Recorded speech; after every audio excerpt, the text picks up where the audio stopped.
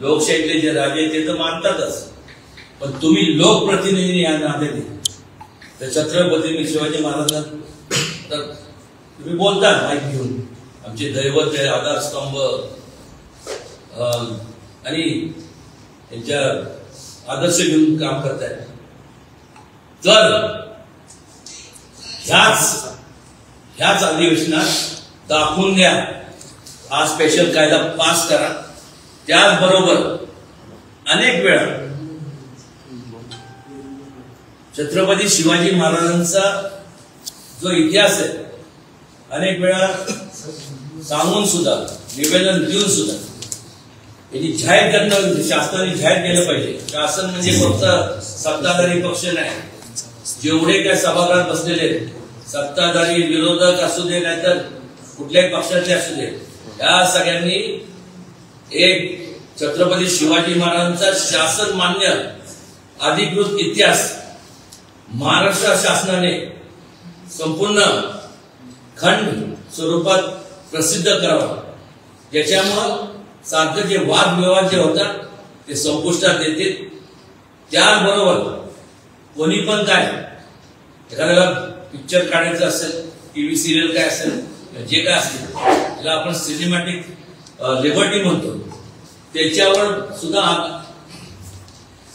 कायदा त्याच्यावर आला पाहिजे की ह्या संपूर्ण हे करत असताना कुठली तरी कादंबरी काल्पनिक ह्याच्यातनं जर तुम्ही हे करत असाल, अनेक कुटुंब असे जे घराणे होते, मी घराणे म्हणजे संपूर्ण महाराष्ट्रातले असतील, वेगवेगळ्या देशातले असतील, या लोकांनी संपूर्ण ज्या लोकांनी आयुष्य वेचलं, एखादा काल्पनिक ह्याच्या आधारावरती तुम्ही ज्यावेळेस एखादं चित्रपट हे करतात, रिलीज करतात, ते करायच्या अगोदर इतिहास त्याची अशी कमिटी बनवली पाहिजे, ज्यांनी समितीच्या माध्यमातून नेमली पाहिजे की ते पहिलं ते तुमची जी काही स्क्रिप्ट असेल ती त्या समितीच्या समोर गेली पाहिजे. त्या समिती अभ्यास करते त्यात काय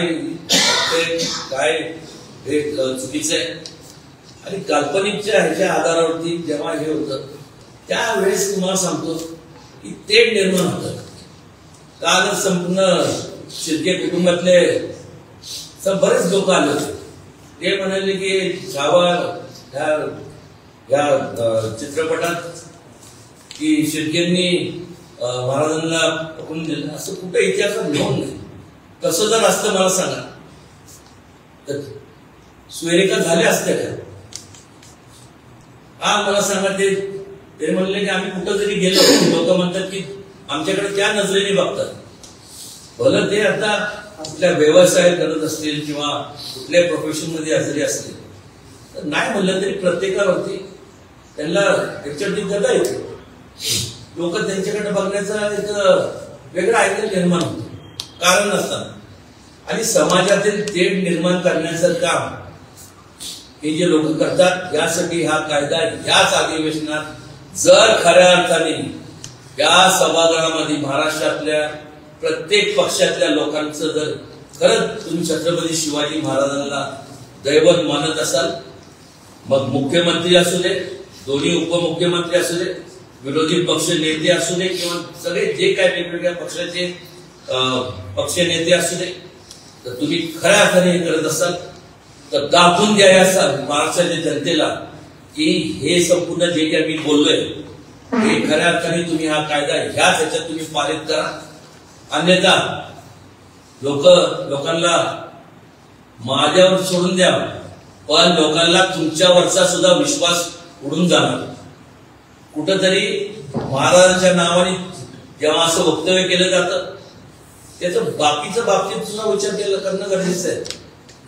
ते निर्माण झाला, तिथं दंगली होतात, दंगलीमध्ये कारण नसताना लोक मृत्युमुखी जातात.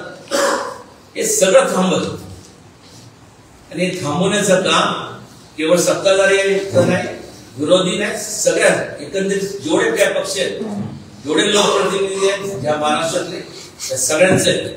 आणि महाराष्ट्र शासनाने स्पेशल लॉ हा या असेंब्ली या अधिवेशनात त्यांनी पारित करा.